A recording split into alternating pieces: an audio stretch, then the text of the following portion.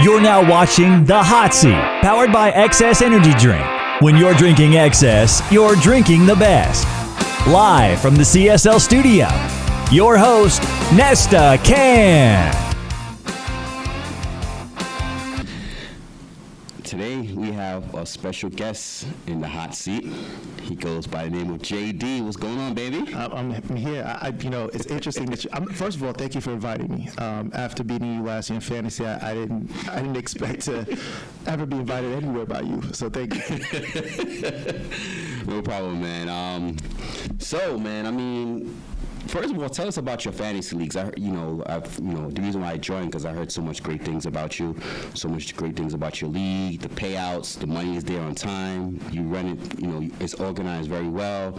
The money is good, the pot is good. Tell us about your leagues. You have leagues, not just one league. You have a couple of leagues. Tell us a little bit about it. Yeah, that's absolutely correct. So I've been doing fantasy football now for maybe 15 years. About 12 years ago, I decided to start actually being league manager for several of these leagues.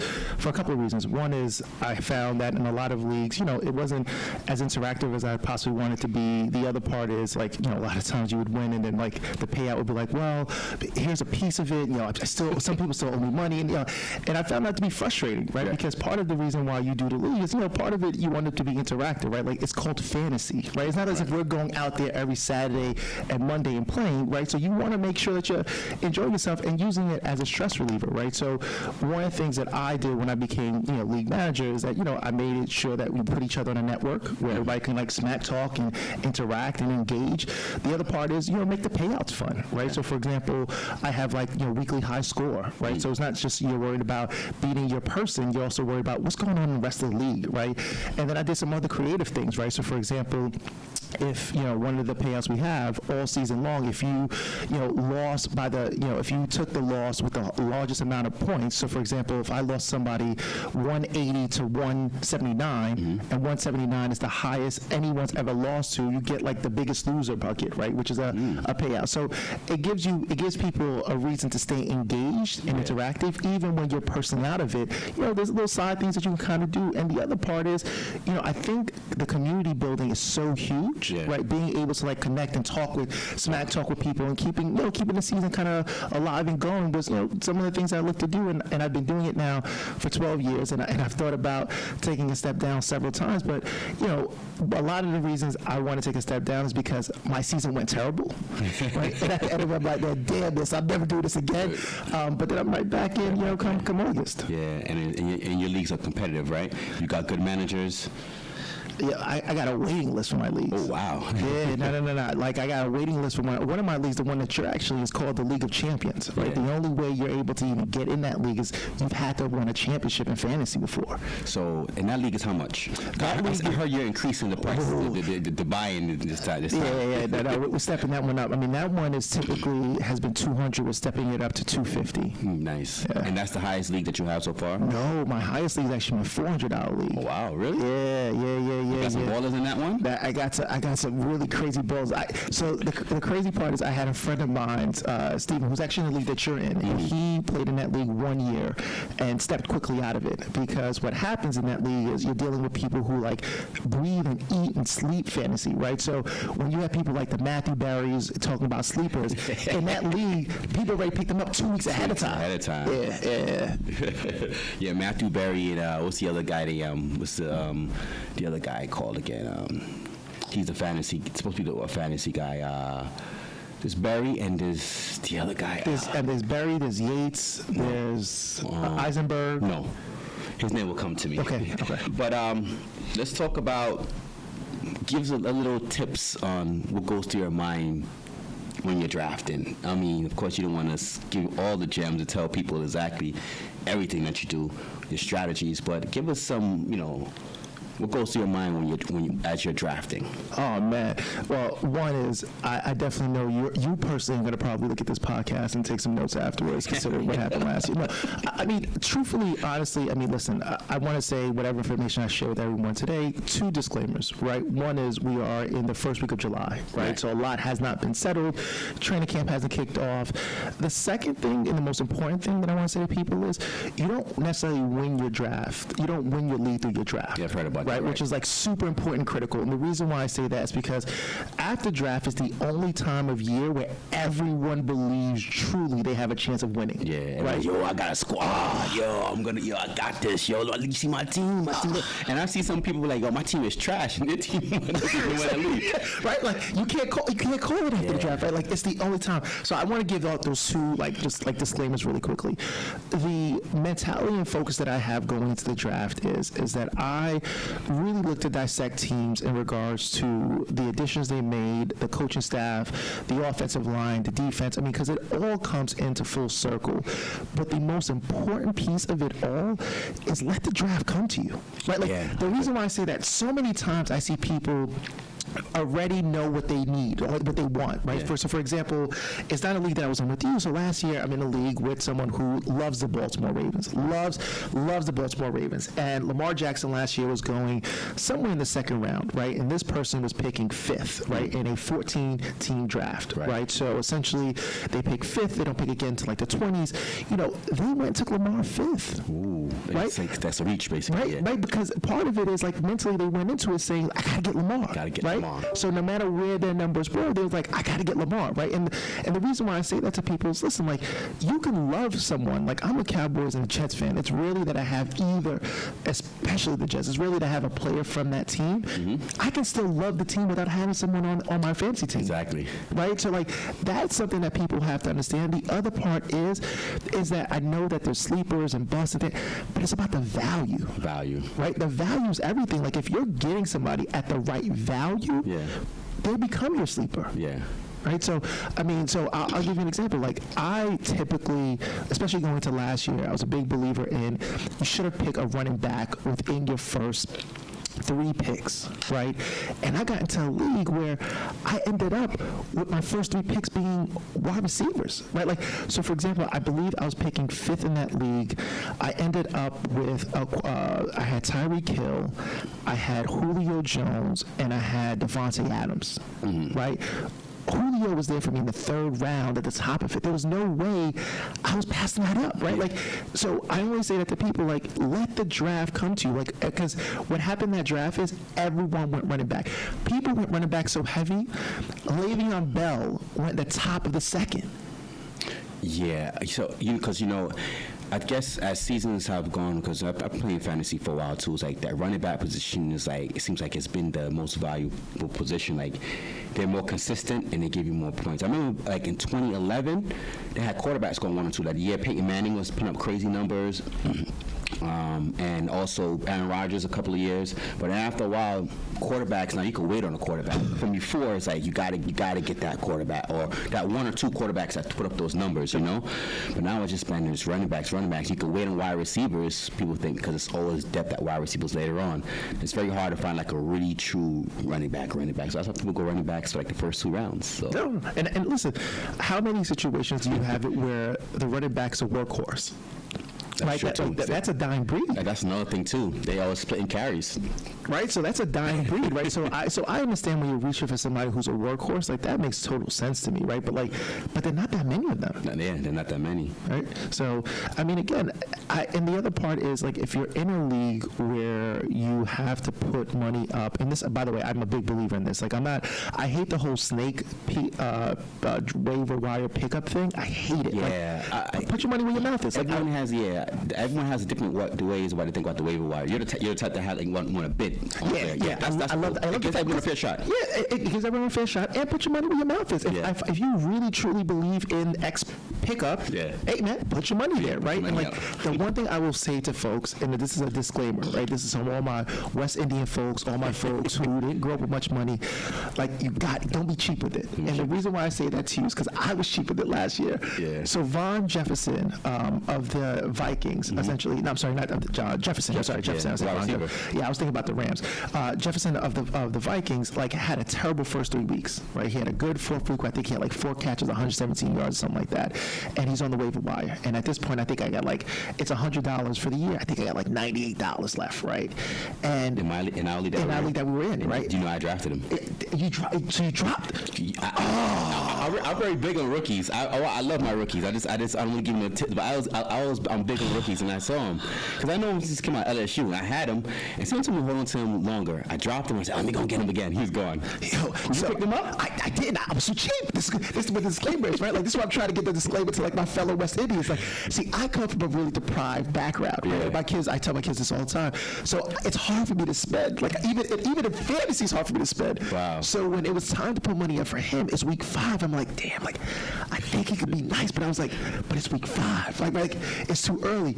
And the reason why I say that is because I felt in my gut like it was worth it. Yeah. And I did. And I think I wound up putting like somewhere like $10 up for him, right? And he wound up going to somebody with like, I think it was like $15, Wow. right? $5 extra. And it was crazy, man. And the thing is, like, I always said to myself, like, the max I would put up was 20, right? And I was like, I went back and forth waffling, and I was like, nah, it's too early in the season. And the reason why I say that to you is, like, follow your gut. Yeah. Right? Because he also, I mean, I wound up playing the person who had him in the finals, and I won. I mean, that's, you know, kind of bragging there. But I won. But I'm simply saying my season would have been a lot easier had I had him. Yeah, he's a stud now, right? Oh my! Yeah, well, he's a TikTok star. He's a fantasy star. I think you answered my other question, but let me ask you this: do you use your cues during the draft? I don't think I'm using cues. A lot of people don't use them. Darren, you don't use them. Well, that's silly talk. You got to use Some your cues. people don't use them. They wait till they're on the clock. They basically start scrambling, like, oh, okay, who I'm going to pick. I like to use my cues to, guys, like, I know exactly what who I'm looking for on the next couple of picks. So I have a whole bunch of guys in my queue. So if they, when it was my turn, a couple of guys leave, I'm seeing who I'm left with, So do you use your cues? Yeah, absolutely. So a couple of reasons why I'm a big believer in using your cues, right? One is I tend to draft in rooms with a lot of people, and I always feel like the Wi-Fi goes down when you're trying to pick, right? And Good point. that's one. The second thing is about the cues is that it makes it feel more organized for me, Yeah. right? So when it's my time to pick, because again, you typically have anywhere from 60 seconds to 90 seconds. It doesn't feel as rushed, Yeah, right? that's Like right. you've already kind of queued it up and put it in place, like kind of started thinking about your order. The one advice that I have for anyone though who's using a cue, turn your sound off. Right, and it's the reason I'm saying that for you. When you have a player in your queue and they get picked, it makes that sound go ding, right? And what it does is for people, it rattles you, because you start to think, oh my God, this person's off the queue. Like, what do I do? Like, don't panic button. Yeah, don't relax. Don't relax. Right, like when it's time for you to pick, look at your queue, look at the list, and then go make your pick. Right, versus like I feel like when people have the sounds, like you can see it, like because I draft for people in rooms, right, and as you're hearing the ding go off, people are like, oh man, you took my player, and now you spend time rattling on this like you took my player thing versus like preparing for your pick. So that's the one advice I would have, but I definitely would say to use your cue. Which brings us to my next question. When you're drafting, do you panic when you start to see your players go off the board, or do you basically take the next best player available? Ooh, as much as I would come across as like a calm, cool, collected person, this is called a hot seat for a reason. Yeah. I definitely panic, right? And when I actually not when the players that I want are coming off the board. Yeah. I panic when there's a run on a position, such as like that was gonna be my one next question. When I start to see one player pick, and then it's like a run on a position. Like, damn, I wasn't planning on picking this position until probably like 2 rounds later. Then you got to do it a little earlier. No, man, like, and it's funny, like in certain, so it happens in running back and wide receivers when it comes to tiers, Yeah. right? Like, not necessarily a position because there's just a plethora of them, Yeah. but quarterback and tight ends, man, like that is where, if there is a run on it, like, and you're far away from the run, like, I gotta be honest with you, like, I have to tell myself, like, I have to have like a mental, like, moment of like meditation, like, relax, dude, it's gonna be okay, relax. First of all, again, because you're drafting in rules where people can see you, but two, you're like, oh my God, like, who the hell am I left with? Like Mark Sanchez? Like who else? Like what quarterbacks can be left with in my time to go? So I definitely like it's definitely nerve-wracking when runs happen. Runs happen, yeah. And that was my next question. So let's talk about players. Give me a few of your sleepers that everyone should be looking out for this season. Ooh, man. I mean, where do we start, man? I mean, I'm a Cowboys fan, so I'm gonna put the precursor out there. He's a Cowboy / Jets fan.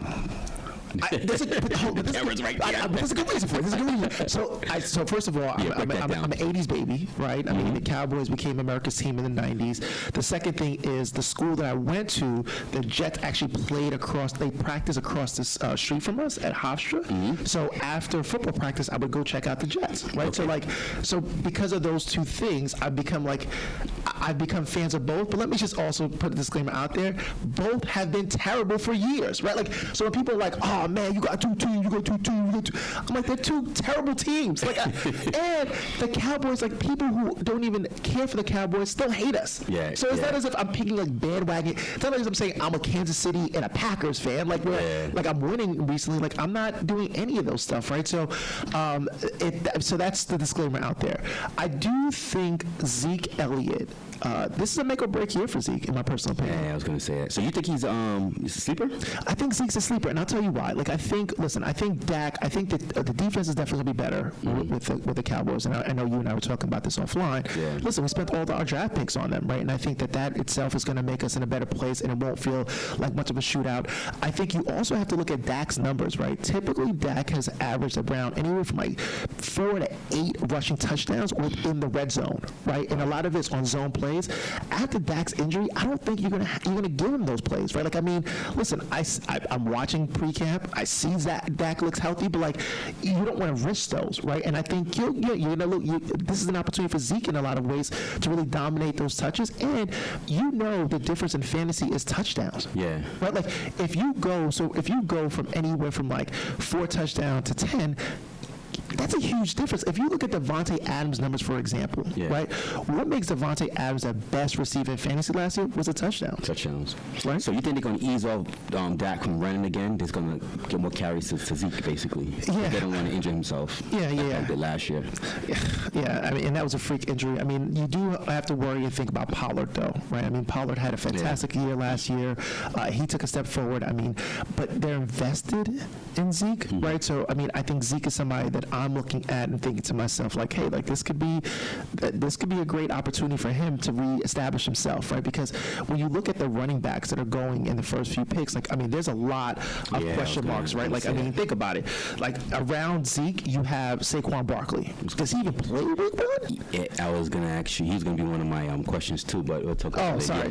Jumping the queue here, right? And then the other thing is, like, you have Jonathan Taylor, right? When you look at like average draft position, right? Right now you have Zeke somewhere around 6, right? Like, you have, McCaffrey, Cook, Kamara, Henry. Those are clear to me, right? I mean, those are Kamara not as clear, but I'm saying you can make an argument for those 4 going as running backs, the top 4.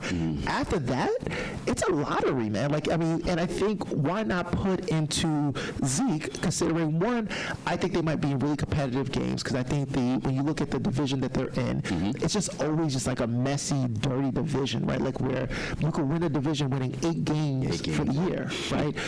So that's why I would say he's definitely somebody that I would view as a sleeper just going into it, because I also think, listen, it's July, right? So the fact that they're saying he looks fantastic, he looks great, like, I get it, I know, but he does have the opportunity, and he has the contract. He has the contract, yeah. Right? So I think Zeke would be somebody that I would definitely say that I would have queued up in a lot of ways for a really big season. Yeah. Give me a few guys that you stay away from. You're going to stay away from this year. Like, oh, no, I'm not touching that guy at all. That should be able to come to mind fast. That's easy though, but the reason why I made the sound is because it reminds me of situations where, like, it's like a girl that you dated that you hate, but she still looks attractive, but you're like, oh, but I can't. I'm not supposed to like you. Like, it went bad. I have a couple of those people. Julio Jones comes to mind because he never finishes up the season. Yeah. Julio just stays hurt, and trust me, I love the fact of what he's doing in Tennessee, but my sense is he will do less than what Corey Davis did last year for them. So he's somebody that I'm not looking to touch. The other one is Odell Beckham. And the reason why, listen, You touched on the coup people that I was going to ask you about later on. Man. And I love Odell, man. I love Odell on the gram, right? Like Odell on the gram is cool. Odell on the football field, like listen, a couple of things. So the Browns actually, Baker looked better without Odell. They would say the Browns look better without him. Yeah. Right. So that's one. The second thing, and again, I don't think this is a knock to Odell, but I think it's a knock towards Baker and maybe Odell's presence. I would say you can see on a couple of times Baker is forcing the ball to Odell when he's on the field, right? Like, and the reason why I think that's so important is because Baker's so obvious with it. Teams are ready to pick up on that, right? And I just think that I just don't believe in one. I don't believe Odell is going to be able to do post New York numbers. The second thing is I do worry about his health, man. And he's also getting older, right? I mean, it's fascinating to me because I definitely thought going into this offseason, Odell would be someone we would have heard more trade rumors around. Yeah. And the fact that the Browns, kudos to them. Like they didn't bulk at it. Like I'm still not sold on Odell, honestly. Yeah. Which player or players is scheduled to have a breakout season? Breakout. So I'm a little. This is a person who's also broken my heart in years past. So Mike Williams of the Chargers is somebody. Really? Wide receiver? Yeah, man. Let me take a step back here. He has talent, right? He does. He's built like he has talent. One is they brought on the Saints offense coordinator who says Mike Williams is going to run the Mike Thomas position in that offense. Okay. Right? So if you look at Mike Thomas's numbers, I mean, he gets a lot of volume and a lot of touches, right? And Mike Williams, I think Mike Williams is not going to do that. Let me just be very clear. Right? Like before people be like, oh, he's not going to do that. But I think he's going to have more opportunities, right? I think Justin Herbert is going to his second year. I think they're going to release him a lot more. Yeah. Don't forget last year they had a lot of injuries on the defense. Yeah. I think that will take care of itself. Eckler was also hurt, and he will be somebody that I think teams will lock in on from a pass perspective, and also Keenan Allen. I think Mike Williams is really in a great position to do some really great things when you think about quarterback plus opportunity. Yeah. And I think it's similar to Zeke. I think it's a make or break year for him as well. And how many times have you seen players have career years in that make or break year? Yeah. So Mike Williams is one. Anybody else that comes to mind? Breakout? Oh, man. So another breakout that I probably would say. Guy from the Jets. Don't. They said what's name might have a breakout season from the Jets. The guy who was a rookie last year, wide receiver. Mims. Yeah. Mims. I don't know. I mean, I think it's hard for me because I think New you got quarterback, new system. No, I think Corey Davis. It'll be interesting to see who Zach Wilson forms a bond with, right? I mean, I think you have Corey Davis there, who you just paid. You have Crowder. You have Elijah Moore. By the way, Elijah Moore yesterday was in New York working out with A.J. Brown in the park. Yeah, man. Like, because I gotta follow my players. It doesn't mean that you draft him out because he's working out with A.J. Brown. But like, I just think there's a lot of moving pieces there, and it'll be interesting to see like what Zach Wilson locks in on. And I think Mims, I didn't see enough of him last year, but I definitely think he's going to be the flanker this year on that offense, and it'll be interesting to see. I mean, my sense is like, I think the Jets have to. I mean, Zach is the only quarterback there. I do think Zach has upside, but I probably would go more personally Corey Davis in that offense. Corey Davis, yeah. Zach would. I mean, Mims would be somebody that I would, you could probably pick up after week 1 on the waivers. I'd be surprised if people draft him. Speaking about rookies, what rookies do you have on your board that you're looking forward to drafting that you think, you'll draft at some point? So this was an obvious one. It might be like a Jefferson. Nah, man. I think Kyle Pitts in Atlanta is like set up for. I know. Like, and again, the reason I'm saying that this is an obvious one is because I'm telling you now. Like, let's look at this back in August, right? You will see in every podcast ranking, like he's gonna be somebody who's just skyrockets up. I know. Because I think his possibility and upside is so there, and he's also a freak. He's a freak. So I think he's somebody that if I were to say from a rookie, I'm looking at him. The other one is Harris in Pittsburgh. Yeah. Like Najee Najee just has. Harris, yeah. He has such possibilities over there. Think about it. I mean, Connors is gone over there, and I think he has the opportunity to start day one. I do think you have to respect the passing game of Big Ben and that team over there. And I think Harris, when you look at just him, his pro day, when you look at what he's done in the collegiate level, like I think he just has an opportunity for have day one upside. And I wouldn't be shocked, and I'm not saying I would do this, he might go in the first 2 rounds. Yeah, he's scheduled on the mock drafts. He's going up there. Yeah, opportunities there, right? Like think about it. It's all about look. So, for example, I think it was you that was talking about this with last year with CEH from Kansas City, Collis. Oh my gosh, what is his name? Hilaire. Oh my gosh, the running back for Kansas City. Yeah. Edwards Hilaire. Sorry, I don't know why. He's dropped in the rankings now. He is, but look where he went last year in drafts. I know. Right, like I think Harris. Because think about it, because of the offensive upside, and the possibilities. Like I think that he could be, from a drafting perspective, what Hilaire was last year. I think Harris could be this year. I'm looking for I think Chase from LSU that's going to the Bengals. I mean, I know he still has what's his name on the opposite side. He was a Higgins. Oh, Higgins. Yeah. Higgins is over there. And Boyd is still over there. Yeah, Boyd's over there. Yeah, Boyd's still over there. I mean, I think Chase is going to be the man. Yeah, Chase is going to be the Jefferson of last year. Oh, that's, it's crazy. I mean, I'm on your show, so I can't disrespect. And I was telling people about Claypool. I had a podcast. I was telling people about Claypool. I said, watch this guy Claypool. And I drafted Claypool and Jefferson, and I released both of them in your league. Go back and look at the draft. Gotta be patient. No, I think your point on Chase is so wise. I mean, one is Burrow. That was a Burrow pick. Yeah, right. I mean, like Burrow, Joe. Like this shows you how much they believe in Joe Burrow because they needed offensive line help, and the fact that they went Chase just shows you that Burrow.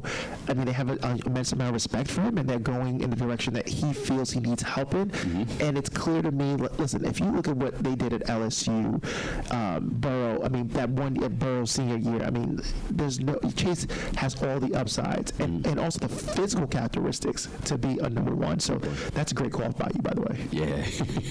Kickers and defense. When do you normally draft them? Because they draft them last. Do you panic and make a run when you see them like? Nah, like my kicker. First of all, let me go my defense. I flex my defense. You flex your defense? I flex my defense. Are you once told me before you came on the show you look at the matchups in terms of defenses when you Absolutely, I flex my defense. I draft for example, when I draft my defense, it's based off their week 1 matchup.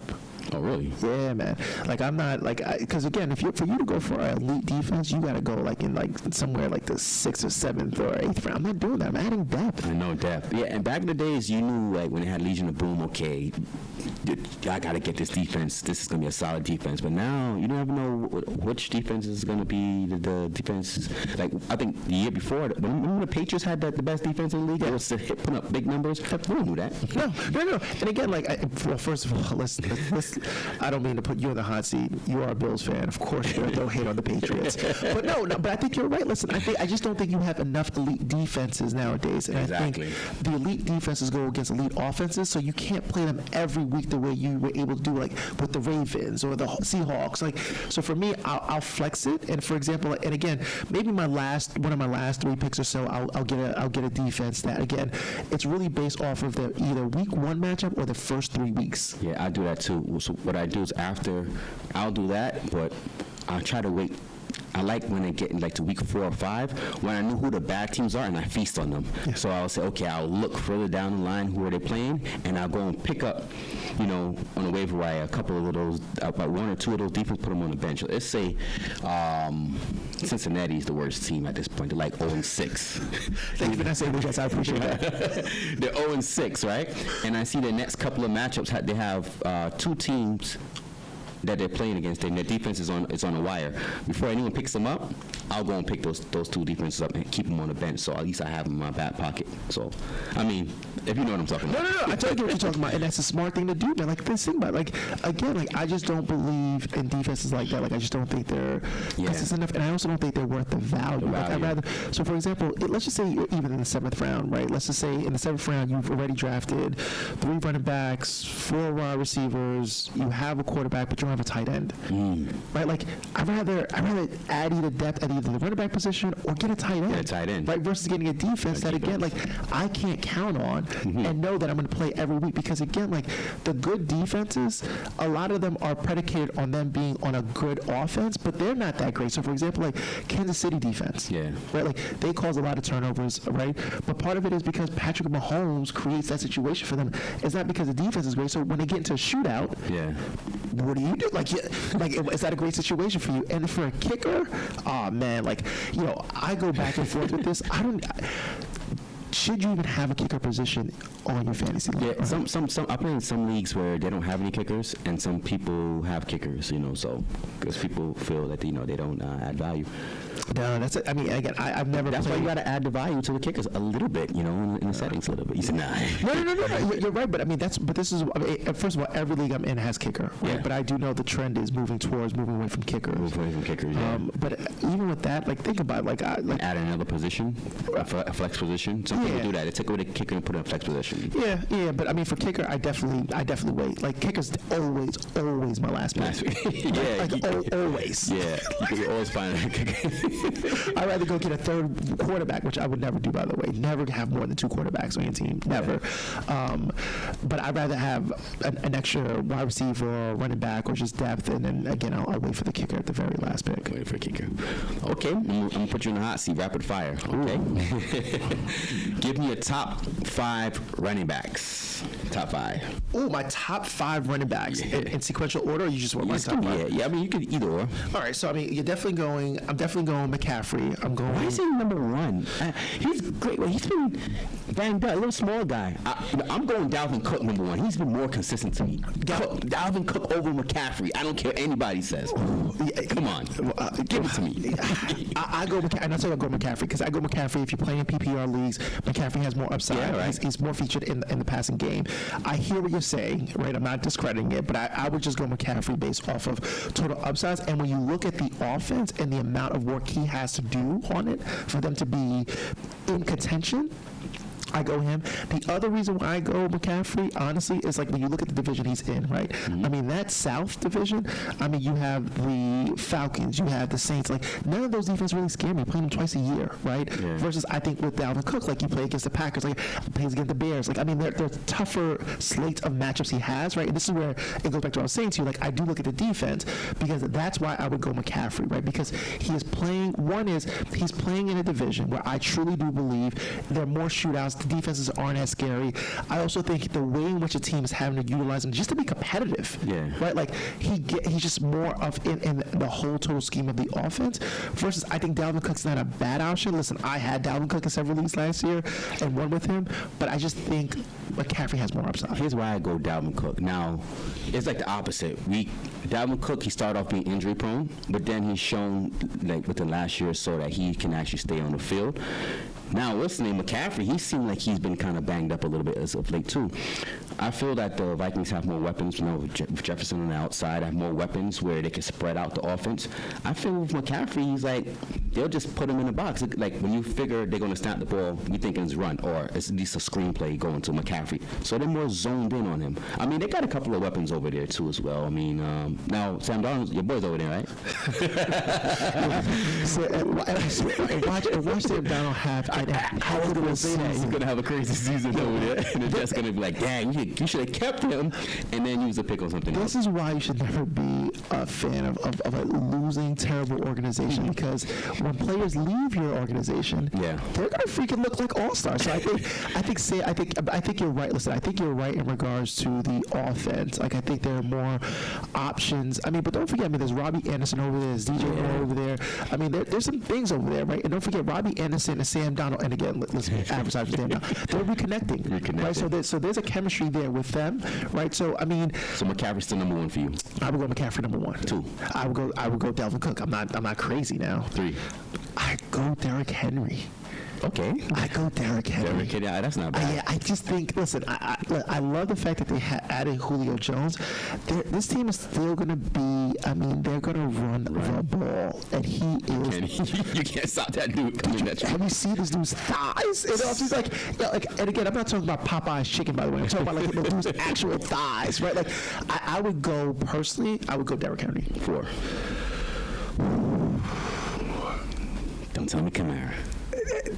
And this is where it's so rough for me. I'm gonna go Kamara with a slight edge over Zeke, so I'm foreshadowing my number 5, right? The reason why is because you have to check your bias at the door, right? I think I would go Zeke, but I think that's the heart, not the mind. Yeah. I go Kamara because I truly do believe. You know what? I'll put a disclaimer out there. I go Kamara if Winston's the quarterback. If Hill is the quarterback, I go Zeke 4. Okay. So, and then 5 would be either. Yeah, exactly. Yeah, so then Kamara would fall on my 5. Kamara wouldn't fall past my 5. The reason why I say that is because I think if they go Jameis Winston at their QB, I think Kamara will continue to get a lot of the runs and opportunities that he's getting. I think if Hill's in there, he's going to steal some touchdowns. And it goes back to what I said to you before. Touchdowns are such a huge difference between having a okay day to having a fantastic fantasy day, right? And they still have Murray over there, Latavius Murray over there. But I just think that if they have Hill in there, just because of the gimmick plays in which he'll run, and I also don't think Hill has a fantastic arm per se. I think he'll eat into the production level. So I would then go, if Hill's starting, I would go Zeke 4, Kamara 5.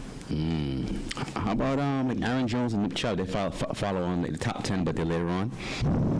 That's an Aaron Rodgers question. Oh, that's an Aaron Rodgers question. I think if Aaron Rodgers is there, I think Jones for me propels up somewhere to around. I could see him going 5. I could see making an argument for him over Zeke per se, and definitely over Saquon Barkley. If Aaron Rodgers is there, if Aaron Rodgers is not there, I just don't. I don't have love for love. All right, let's move on to wide receivers. Give me your top 5 wide receivers. Ooh, wide receivers, sexy position. That's a sexy position, by the way, in regards to wide receivers. So I mean, you have to go. Better give my boy some love, baby. You know who I'm talking about. Oh, gosh, yeah. We're gonna wait for that one. I mean, you have to go. Personally, in my personal opinion, Devontae Adams first. It depends on if Aaron Rodgers is there. Okay. I think that's right. Right. I think I would then go. Hill is there as well, right? Because you got it. I mean, first of all, he's on the highest octane offense. Yeah, right. Known to mankind. There's nothing you can ever say bad about that. I agree with that. I gotta go Stephon Diggs, and this hurts because I'm a Jets fan, but I gotta go Diggs. Yeah. Even though it's interesting when you look at his trajectory. I mean, Diggs took a massive leap forward last year, and the thing is, can he duplicate it again? I think he can. Yeah, so I'm gonna keep it real. I think he can, but I think teams now know in his first year with Josh Allen, they kind of figured it out a little bit, and I think he would take a little step back. I don't think he's going to have the same season as last year. He'll have a good season, but I don't think it's going to be like that. You know what? The reason, and I think Josh Allen might take a step back too. That I agree with you about. He'll take a step back, and that's why they haven't paid him too. He's a good quarterback, but that's why the Bills are waiting, because he still's like he's not being consistent. Yeah. You know, so no. I mean, as somebody who had Josh Allen, listen, I think there are some many highlight films that he has. Yeah. But it kind of goes back to like Josh Allen reminds me of like Aaron Rodgers minus the luck at times. And what I mean by that is like, these, even like Zach Wilson, they actually all remind me the same. These gunslingers who just like throw it out there and have like no regards for the world. And again, like but that can also make you fantastic and right. great, and that can make you like benchable, right? Like really quickly. But so I think Josh Allen, I think you're right. The one thing that I think will make the Bills season, and why the hell are we talking about the Bills right now? The one thing that will make the Bills season though is going to be how and if Zach Moss could take a step forward. Yeah, I would say our running backs is with Zach Moss in the running back position. We'll see. We don't have a running game. Yeah, but we're not going to talk too much about that. Let's move on. So I think Diggs is my 3. My 4 is Calvin Ridley. Really? Yeah, man. Think about it for a second, man. I don't think he's ready to put that one position. He was doing it last year. Yeah. Look at the numbers last year. Listen, I hear what you're saying. Listen, there's more opportunity. It's like, listen, it's like saying so typically in my family for Thanksgiving, we have 15 people, right? So let's say next year we're going to have 5 people, but we're going to have the same amount of food. Yeah. There's more for me to eat, go around for me. Right? There's more for me now to be able to eat from and choose from. That's Calvin Ridley. Julio's gone. Right? Even with Julio last year, some would say Calvin Ridley was the number 1 option over there. You're right. I can see where you're coming from, but I think now that he's going to be seen on an everyday basis, the best corner on him, and I don't know if we'll see. I don't know if he's able to take that leap to being the number 1 guy. I see him as number 2, but you're right about that. I forgot about that. Julio wasn't there last year. He was the number 1 guy. Right? Like, and again, like, so he's top 5. He's 4 for me, so he's definitely top 5. He's 4. Right? And then I would say my 5th is like D. Hopkins. Okay. Kyler Murray has all the potential and upside to take a step forward. I think the defense over there is going to be better. I just think D. Hopkins it's a man among boys out there, man. Like, and I just think the amount of volumes that he's going to get, and just like him having a second year in that offense, like I just think D. Hopkins is definitely top 5. How about the guys from Seahawks, Metcalf and? Oh, Metcalf for me is a top, maybe like number 6. I would say probably like number 6. Number 6, yeah. I put Metcalf number 6, and I would have somebody like Jefferson that's like my 7, and I would have AJ Brown like my 8 ultimately. Okay, that's good. That's a good top 5. Yeah. Is Saquon Barkley worth drafting in the top 5? Because it's like we don't know what to expect with him now. So he is some rankings that still got him in top 5. I'm trying to check my. So anytime you hear me do a deep size, me trying to check my bias.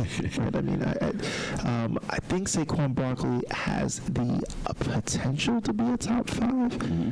I wouldn't feel great picking him in my top 5, and I'll go a step further with you. One of the things that I've been really, and just looking at my rankings and thinking things through, I have to be very honest with you. Like Saquon wouldn't be my top 5. I mean, I would go again McCaffrey, Cook, Kamara, Henry, Zeke. Mm-hmm. But I have to be very honest with you. Anything outside the top 3 scares me. Right, like, so what I mean by that, like, so McCaffrey, Cook, Henry. You feel good about that. I feel good. I feel like listen, like I'm gonna wait a while, but I'm in this, right? Kamara, what does that offense look like? Is Hill starting? Right. Is Jameis Winston? Like, so much question marks. Zeke, like, does Pollard take a step into like his role? Does Zeke able to capture back that magic? Saquon, does he even start the season? Right, like, I mean, that's something the Giants have been very like agnostic about. Like, so I mean, personally, he's not in my top 5, but he's right on the cusp because I think the potential's there and the upside's there. But I have to be honest, like, if you're picking between either Zeke or Kamara, like, I mean Zeke, Kamara, or Barkley, you are playing Monopoly in some ways, man, and hoping that you gotta like land on something good. Like, it's a roll of the dice, but he's not my top 5. But I definitely would take him because there's no other running option once healthy. Yeah. Right, and he'll be the featured back, and it goes back to what you and I said. How many running backs are featured backs in the league? Yeah. Right, so he's worth the pick. Just not my top 5 though. Okay, you talked about Julio Jones earlier. Julio, you say you stay away from him, but if someone were to pick Julio, which round would you take a shot on Julio? Julio's. Do you think his stock has risen now he's changed teams, or do you think it's the same thing? I think his stock has gone down a little bit, and I'll tell you why. Because I think people in the fantasy world respect A.J. Brown more than they do Ridley. But I think Julio might get a little bit open now because you don't know where they're going to go. A.J. Brown's going to go one side, and you got to worry about the running back. So then takes the pressure off Julio. Yeah, but they're not a passing team like that. That's true. Not a right, like team. you forget Derrick Henry. Yeah. Right, like no. So that's what I'm saying too. So I think, so personally, to answer your first question, like I think people are more down on Julio. Yeah. Versus if he was in Atlanta, I think if he was in Atlanta, he'd be ranked a little bit higher. I think where Julio's going now, probably a 4th round. 4th round. Yep. Yeah. 4th round is a good boy. Okay. Yeah, it's not. I mean, it's not terribly bad. I mean, I think Julio's going around people that all have questions, right? Like, so for example, like Like you have the CeeDee Lambs of the world. Does he take a step up? DJ Moore got a new quarterback. What does he look like? Tyler Lockett, like, what does that look like over there in Seattle? Like, does McCaffrey take a step up? And if he does, what does that look like for Tyler Lockett? Yeah. You have Cooper Kupp. New offense. So there's a lot of question marks there. I mean, I think Julio has name recognition over a lot of those people and has a bit of a history. I personally will wait for value on Julio just because every year without fail, Julio has not finished the season for me. Yeah. When I needed him the most in fantasy playoffs. Yeah. So I just, that's my only disclaimer against Julio. And I feel the same way as you. Every time I would say, "Oh, I'm not messing with Julio," people say, "Oh, you stupid." Like I feel like the last 3 seasons, because he'll give you a whole bunch of yards but have no touchdowns. It's like, remember one year, who had more touchdowns than him? It was one that went to the Jets. What's his name again? Who was a wide receiver that the Jets? So he went. So we had Ridley, Julio, and. It was the Jets. Did he go to the Jets? Oh, it was in the Jets, but he was a wide receiver that got traded. No, he went to the Patriots. Oh, dang on it. You guys gave up like a third round for him. They gave him like a third round. But anyway, he had more touchdowns than Julio Jones. Yeah, I guess in the red zone, they went to him more. And Julio had he would have like 120 something yards, and then no touchdowns, and then the other wide receiver always had the touchdowns. What was his name? But. No, listen, I will say to you, like, and that goes back to what I said to you, like, how interesting, like, how big is touchdowns? Like, it's a huge thing in regards to touchdowns. Like, if you're not able to get the touchdowns, like, it's a huge difference. And this is the thing with Julio. I just don't think he's healthy enough, and I just don't think that he will be able to. I think he's going to take a step back in production because I do think the team doesn't throw as much, but I also think the fact that, like, I think AJ Brown, interestingly enough, if Julio didn't get traded to Tennessee, Sanu. That's what I'm looking at too. I put 2018 roster. Sanu had more touchdowns than Julio Jones. Yeah, he might not have the yards, but he had the touchdowns. And the thing is so fascinating. We had to look Sanu up just now. Right? So that's how you need to know. It's not like it was like no, but again, like, just one thing I was gonna say to you just now, if Julio didn't get traded to Tennessee, I actually had AJ Brown as like a top 3 wide receiver going to the league. Yeah. You like AJ? Oh, yeah, he's a beast. And he was hurt last year and produced the way he did, right? So, like, I think Julio impacts him a little bit because he falls down in rankings a little bit. But again, just the impacts of Julio be somebody I'll take part in the 4th round. Should Mahomes be the first quarterback off the board, or does Lamar Jackson and Josh Allen? Should Lamar Jackson and Josh Allen be drafted before him? For just first quarterback of the board, I'm not saying first round. Now remember last year people were picking Lamar and Mahomes first round. Now you try to get somebody upset. There's a person that we both know who hates Lamar Jackson. So I think you put that name out there. I think if you're having to pick between Josh Allen and Patrick Mahomes, I think the rankings will probably have you going Allen, but I'm going Mahomes. Mahomes, more consistent, and it's not even close for me. Yeah, I agree.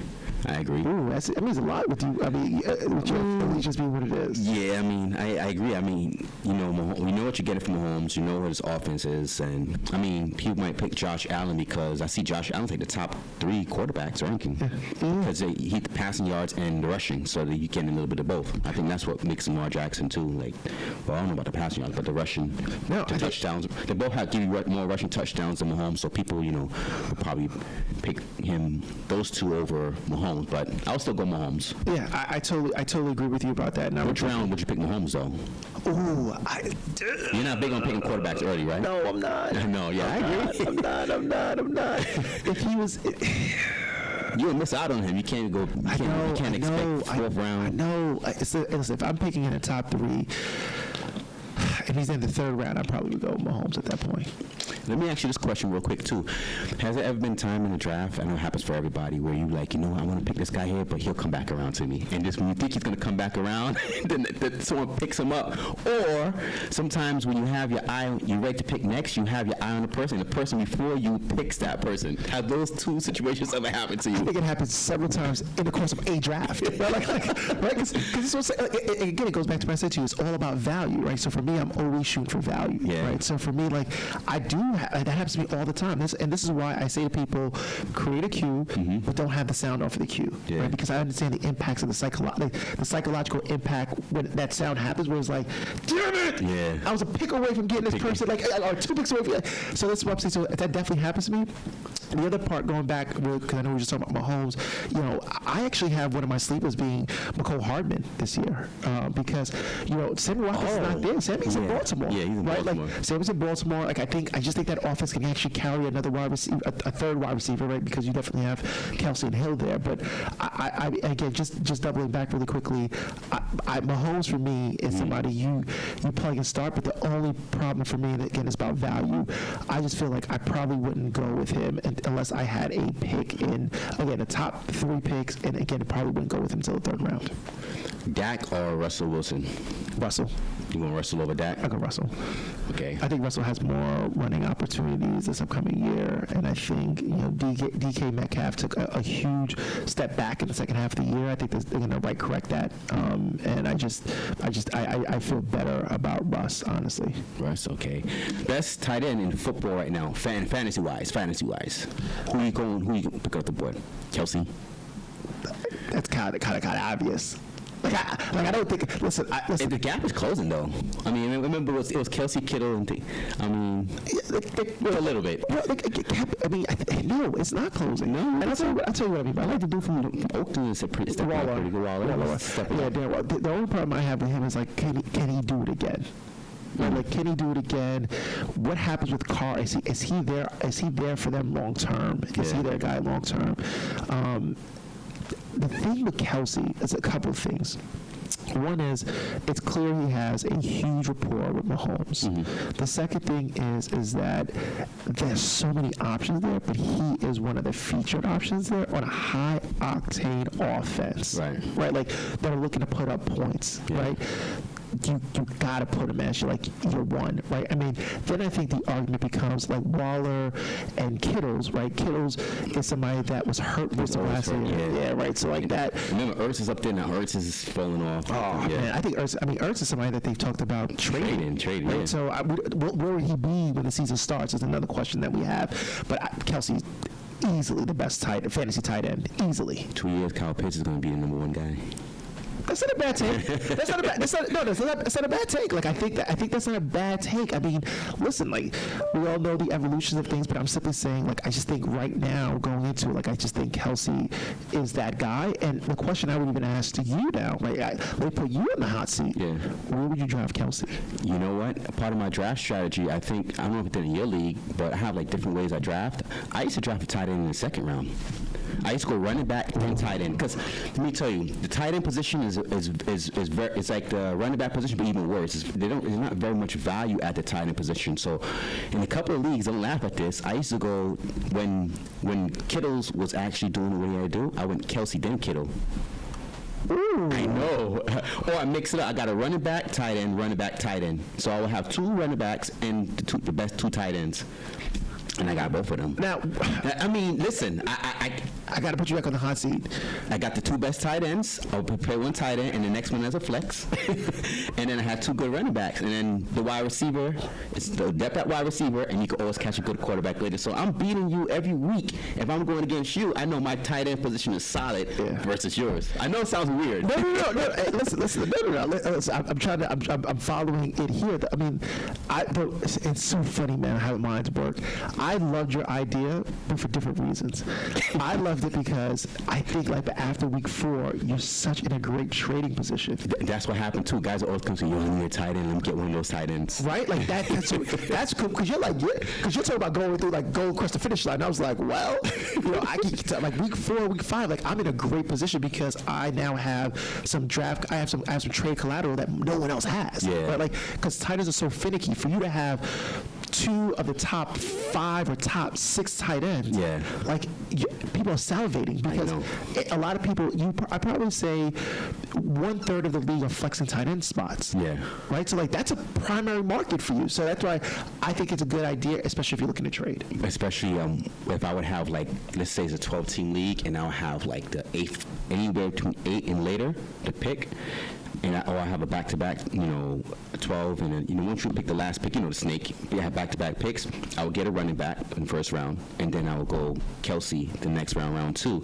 And then round 3, I was like, okay, I will go either another running back or I'll go Kittle, and then after that. So basically, in the top 4 rounds, I will go 2 running backs, 2 tight ends. So, well, again, is that bad? Because again, I think the tight end. But you wouldn't do that. You wouldn't do that. I would do it. I would do it. I just wouldn't do it. I should do it this year and beat your ass again and show you. You'd be like, hold on. You said beat my ass again. That would be repeating. Did I beat you during that? Regular season. I'm so sorry. You know what? I apologize. I didn't know we keep a regular season stuff. I had to shut up real quick about that one. I apologize. Maybe when it counted. Yeah, I think that's what we should keep track of. All right, moving on to the last question. Do you think having, one more extra game this season, do you think that's going to make the change anything with fantasy, having an extra game? Ooh. How does that change for your league in terms of there's more payout? Yeah. How does that work with Yeah, more payout, because don't forget, like the weekly payouts now are elongated from 15 weeks to now 16 weeks. Does that change your playoff? When you start your playoffs as well? Yeah. So typically playoffs start week 13 or start week 14. Right. So we're gonna. I'm just a big believer in you never have your playoff happen the last week of the regular season, because people are resting. You don't know what's happening. So I always try to end the second to last week of regular season. I think it'll be interesting to see. I mean, the thing that will be interesting, like the injuries, and also if people run away with their division, do they look to rest people an extra week? I mean, my sense is no. Yeah. Because you don't want someone. If you're getting a bye, you don't want to rest somebody 3 weeks. Like, football's one of those sports. Like you want people to stay active and stay in shape and things of that nature. So I don't think it will. I don't think it will at this point. But I think it's it's kind of like, and again, I'm skipping sports here. Like, it's like the NBA right now, right, where like all these injuries are happening and they're blaming it because of like the compressed schedule. I hope that doesn't happen in football based off of the fact that because they had an extra week. Yeah, a lot of running backs don't like it because they take more of the pounding and stuff. So we'll see what happens. Well, man, you did a great job with the hot seat. Thanks a lot for coming through and giving us your fantasy advice. I heard a lot about you, man. They said you're the man, you're the fantasy god. So I had to pick your brain, man, and see. It was good. You gave us a lot of. You dropped a lot of gems, man. No, first of all, it's so funny, man. You try to pull the army tactic on me, trying to build me up so you can break me down. I appreciate the build up. The second part is like, listen, man, I think a couple of things I say to people just to wrap this up on the fantasy tip. Like, you play fantasy to be an escape, right? So make sure you are having fun. Don't let it stress you out, man. Like if you start off 0-3, don't start losing sleep over things. Like, try to make a trade. Try to think about the pickups. Like, try to have some fun in it, and also start having some side wages and bets, right? Because when you're 0-3, you become like the lead pinata. Like, start the people you play on a weekly basis. Say, I'm ready to put $10 on this match. Like, keep it interesting and fun. And the last thing I will say, and I'm saying this to you, like, always count championships. The reason why I say that is because, I think in regular season, people are like, I beat you regular season. I'm like, how many chips you got? You win a lot. You win a lot of your leagues, though, I think, right? Yeah, that's what I forgot to start off and say. I heard you're a man that win a lot of your leagues. 70%, 50%? No. I mean, it's not. I'd say crazy. So I mean, every year on average, I probably would say I play. I've come down now. Before I used to play about 7 leagues. Now I'm capping it off at 5, just because I managed 3 of those 5, and it just takes a lot of work out of me. So I would say on average, I probably win at least 1 to 2 championships a year. So that's not bad. Now I'm probably like at the 40% mark. Oh, okay. Yeah, that's good. Not bad. And you're right. You don't win your leagues with draft, because after you draft, you still got to keep up with the waiver wire, roster moves, make decisions, all that stuff, trades, managing your team, basically. Yeah, and people forget this piece, man. Trades are so important. And again, I'm not in many leagues where people are very high on the trades and things of nature, because people will, are stubborn and set in their ways. Don't be so damn stubborn in your ways, man. If you have a surplus, so go back to your position just now where you say you go running back, tight end. Like, if you are in a situation where you're getting demolished every week because you don't have a good second running back or a good wide receiver, take that damn tight end and put him on the block. Like, you're like, and also So overcharge if you can. Like, don't overcharge me, but overcharge if you can. Like, and that's the thing I would say to people. Like, don't stay stuck in your way just because you drafted somebody. Like, don't feel like you have to be married to that person. Like, you have abilities to drop them. The other part is, remember, at the end of the year, there are going to be a lot of people who are on championship rosters that were on waiver wires. Waiver wires, right? Right. So, like, work the waiver wire. Yeah. All right, bro. Thanks a lot. The guy I was telling you about was Fabiano. What do you think about Fabiano? Josh? Yeah. Because I said a fantasy expert, Fabiano, sometimes I forgot, he's on the NFL Network, I think. Yeah. Fabiano. Yeah. Okay, hold up. No. Matthew Berry is Matthew Berry, Fabiano, they have a couple of guys, Yates and stuff, so. Yeah. Listen, part of it is... We got to get you up there. Yeah. No, I'm trying. No, but part of it is, listen, it's fantasy, right? So we're all, it's like a lot, it's the percentage game, right? So, for example, when you ask me my percentage of winning, it's about 40% a year, right? Like, and I know people are like, oh my God, well, he's 40%. That's not good. Dude, there's some people who I played in fantasy leagues for a decade who haven't won yet.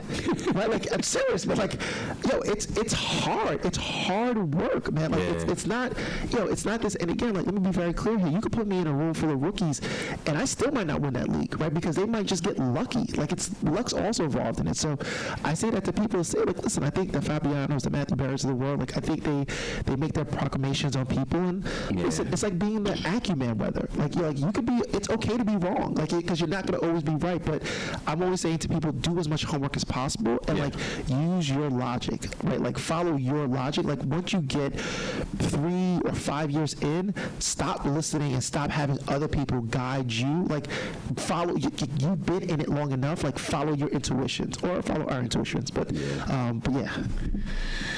All right, bro. Thanks for stopping by. Sir, this has been fantastic. This is a very well professionally ran situation. So thank you for having me on. All right, this wraps up another episode of The Hot Seat. Yours truly, Mr. Ken. Take care and God bless.